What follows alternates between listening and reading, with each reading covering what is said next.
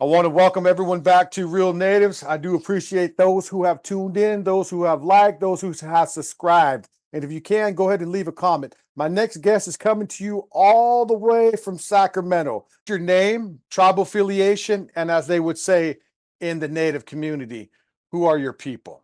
My name is Bobcat Matt.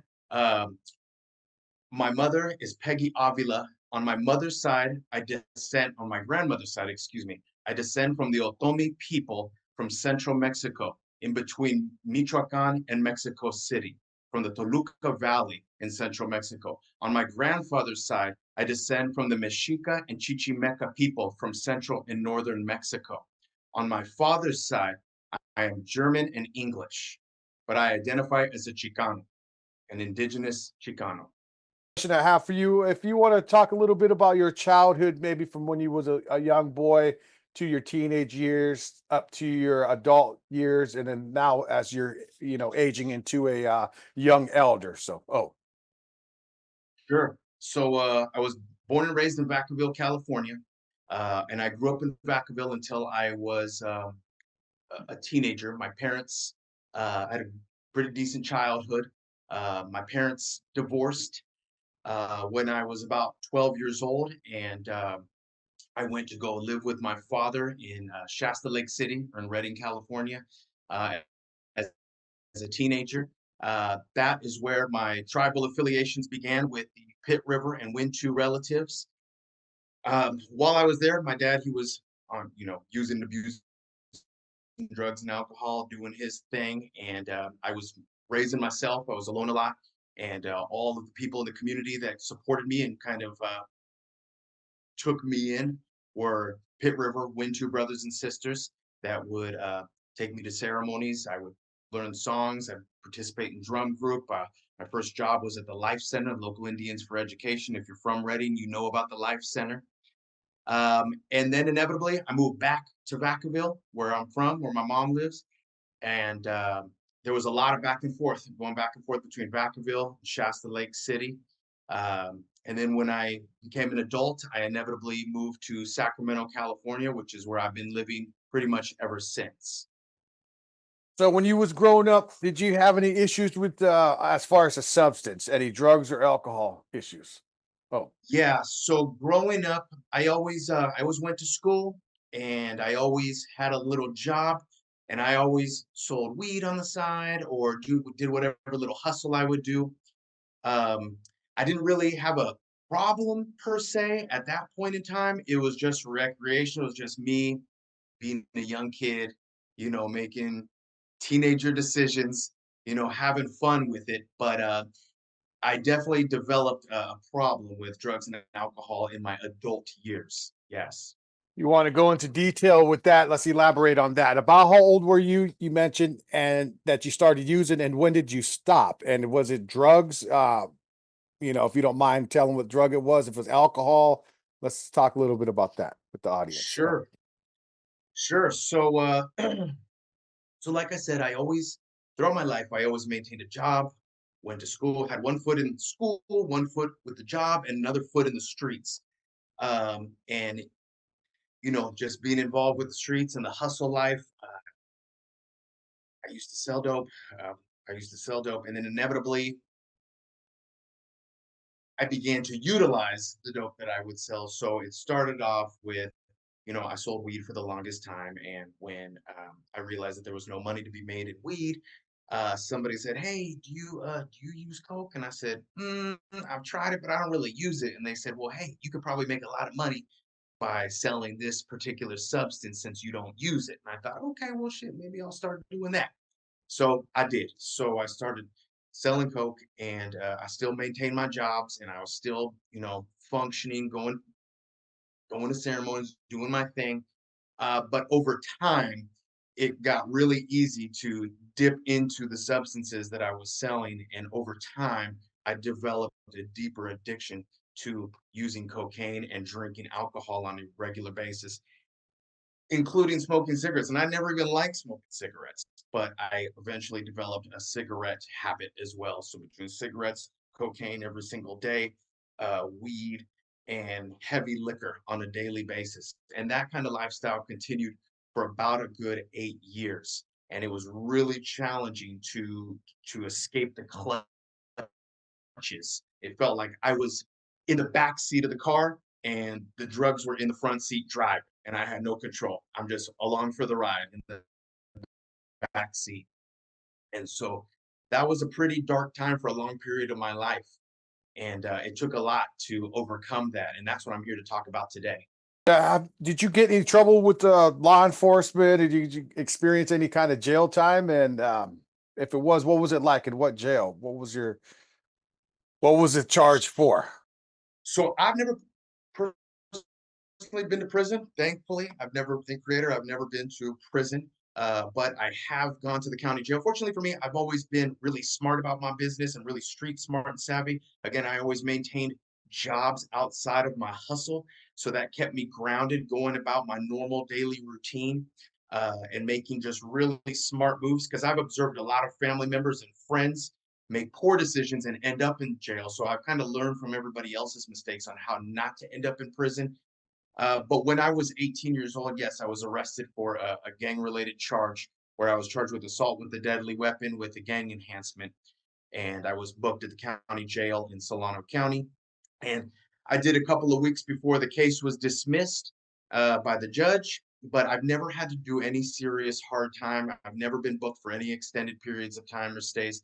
I've been blessed in that regard, but I may not have been incarcerated, but I was incarcerated by the drugs. I was being held captive by cocaine, liquor, cigarette, this vicious cycle of not being able to let this thing go, this thing that took over my life and stripped me of everything: dignity, respect, friends, family, the shame, the embarrassment.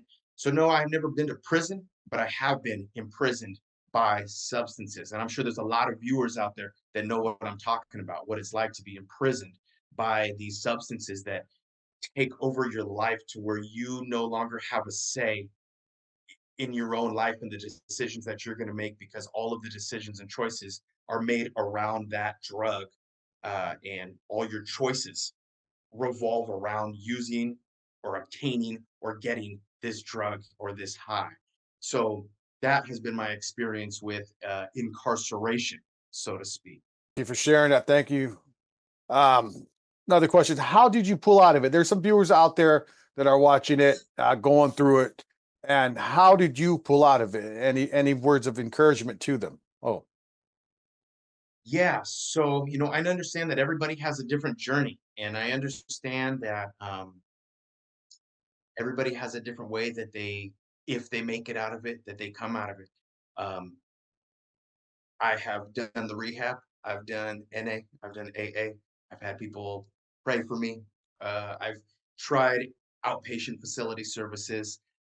Uh, I've tried a lot of different things before I realized that I needed to completely surrender and reach out for help and go back to the traditional ways that were introduced to me many years before I developed this problem.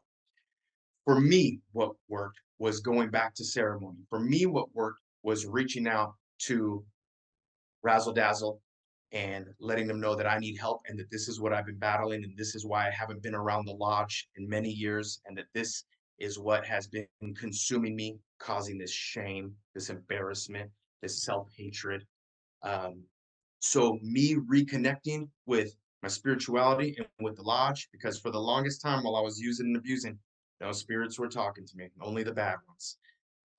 And I missed having that connection. I missed being involved. I shied away from going to ceremony, from going to dances, from singing traditional songs because I was embarrassed and I wanted no part of it. I just wanted to keep chasing this high and I didn't know how to escape from its clutches. So it took me going back to that lodge, asking other men that had been through these things before for help, helping me to guide me to back to doing what I need to do to take care of myself so that I can be good for my family, for the community at whole, and for my spirit to heal because it needed a lot of healing. And so I'm grateful to men like Razzle Dazzle, like Uncle Phil, like the Marty Natividades of the world that have been there for me to support me when I wanted to seek out sobriety for reals. and get my life back on track. That's what worked for me, was getting back to the lodge, going back to ceremony, falling back on traditions, and not shying away from it,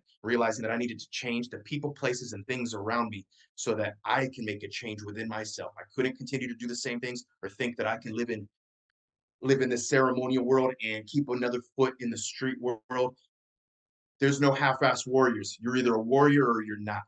And for me, I chose to warrior up and walk this red road and commit to being on this path, because there is no, indulging in here and then participating in ceremony on the weekend. It just doesn't work that way. And I had to learn that lesson the hard way. Let's go ahead and switch it up a little bit. Let's talk about what are you doing now that's active in the Native community, as they would say. What are you doing to help your people, the Native people? Oh, Sure, that's a really great question. So let me bring it to what my current role is, that I do on a daily basis. Without revealing too many details, I work at a hospital here in the greater Sacramento area in radiology.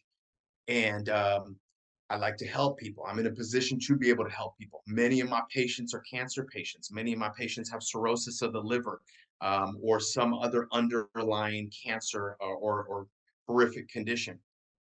I get a lot of Native patients that come into the hospital. In fact, I'm linked in with the chaplaincy of the hospital, and they actually reach out to me whenever they have Native patients that come into the hospital. And what I do, or I make great efforts to do, is to go connect with those individuals, to go sit with them in their room. I go and I pray with these patients inside of their room. I bring them medicine if it's appropriate. And if they need something, I will do my best to try to bring them snacks, treats, uh, bundle of sage. Maybe I just take my clapper and I just go sit with them and I go sing a song. I carry their prayers with me outside of the hospital when I go to the lodge. I think about those patients when I'm traveling or going to big times and powwows, just so that I'm keeping their prayers in my forefront and my thoughts, so that I can hopefully help them and make an impact on their lives. I'm also educating non-native and non-indigenous people on the culture, not just my culture, but as many native cultures that I have knowledge on. I try to share these things with people to break down stereotypes and give them a greater understanding of who we are, and that we come from different shades, we have different songs, we have different languages, we have different backgrounds, things are regional, and to just try to help people understand that about Native people, that we come in many different shapes, sizes, colors, with different beliefs and different thoughts. And I try to bring people to the medicine. People that need healing, I try to bring them to the medicine, or bring medicine to the people. So in the community, I try to help people that are going through difficult circumstances. If appropriate, I bring them to the lodge and try to make those connections so that they can get the healing that they need. I try to bring them medicine and try to share with them the knowledge that I have. And sometimes they share knowledge with me. Um, I try to be involved with the youth. First and foremost, my own children. I try to bring them, I keep them involved. Both of my kids dance. Uh, both of my kids come to ceremony. Both of my kids, we learn our language. So I start with home as far as the community. I start with what I do here at home for my own kids, my wife, and then I go beyond that and I try to make an impact on my patients, the Native community at large, and people just know they can reach out to me, and I'm always happy to help. That's why I'm in the role at work that I'm in, is to serve a purpose greater than myself. I could be doing a lot of different jobs, but I choose to go to this hospital every single day and help other people and serve a purpose greater than me. Because for many years, I was just serving me and me only, and just what benefited me, my pocketbook. But now I don't look at life the same way. And now I want to help others and just be somebody that people can look to if they need help with something, if they want some medicine, if they want to be connected. And I'm not just talking about a bundle of sage. There's all forms of medicine, singing, uh, a meal, just having time to talk and just really sit there and connect with somebody. That's medicine. Maybe taking their prayers because they are stuck there in that hospital bed. Nobody wants to be there. So if I can just take those prayers with me into the lodge and just share those things and make sure that those things are put out on their behalf, those are the types of things that I'm doing to make a difference in my community and to help other natives and non-natives to be educated on who we are and what we do. Very powerful. Thank you for all the hard work you do in the community with those that are dealing with those troubles. We had mentioned earlier, or you had mentioned earlier, and started naming some people that helped you out a little bit, but let's do this official. Who do you consider a hero or a legend? Someone that you want to say, or some people that you want to say thank you to help you become the man you are today? Okay, so first and foremost, I got to give it up for Creator. So first and foremost, just for my existence here today and to be able to have this meeting with you, I want to acknowledge Creator because I couldn't be here without the Creator. Secondly, I want to acknowledge my wife because my wife keeps me sharp. My wife is supportive of me. My wife gives me that unconditional love. She helps to push me to be a better man. My children, having children, um, stepping up to the plate to be a better man for my kids. Those are the first and foremost people that I want to acknowledge. Now, my mother, has been supportive of me uh, through the ups and the downs, through the clean times and through the addictions. She has provided me with these pillars in life and these morals to shape who I am as a person. Um, then I would also like to thank, or excuse me, I would like to acknowledge my family as a whole, my family that's provided me with support, and my family has shaped me to be the man that I am. But the other heroes I'd like to acknowledge are the folks that are in my extended community, or elders like Razzle Dazzle Ragudo, Radley Davis, Uncle Phil's, the Marty Natividades. These are some of the men and the elders, good friend Louis Gustafson. These are some of the folks that have helped to shape me into the man that I am today. These are the men that have also given me some of the tools many of the tools that I use to operate, many of the songs that I use, uh, and just the knowledge, just for sharing the knowledge. These men that do selfless things, that give up their time, that just continuously make sacrifices for others so that they can serve others. Those are some of my heroes that I'd like to acknowledge like that. And then the community at large, because I couldn't be who I am without the greater community. It's not just, you know, these immediate folks that I mentioned, but the whole community helps to shape who we are as a person. And I know for me, it's my community at large. There are other people, if they know who they are, that also help to shape. Rich Custer, a lot of other folks who have helped to kind of guide me into being the man that I am. So that's who I would like to acknowledge today. If I forgot to mention your name, I'll acknowledge you when I see you. Omateo. Thank you for that. Yeah, it's very important that we do recognize and honor and give thanks to the people that help us out, because after all, coming from where we came from, we definitely do need help. Everyone needs help some point in life, and we're fortunate enough to have people there to help us. So I have two more questions for you. Sure. The next question for you is any words of wisdom to your future generation, your great grandkids, your great grandkids, any words of wisdom or encouragement to them? Oh, Yeah. So, what I would like to say as far as words of encouragement, uh, first and foremost, stay grounded. Stick to following your heart. That's very important. Also, get an education. Nobody can take that education away from you. The more education you have, the better off that you'll be. The more you know, the more that you apply the knowledge that you learn, the stronger of a warrior you'll become. Continue to get as much education as you possibly can, because that's the one thing my mom used to tell me is that nobody can take this away from you. Once you have this education, it's something. Other things can be stripped of you: money, your home, your car, your relationships. You can lose family members, but the one thing nobody can ever take away is your education. So I'd like to put an emphasis on that education.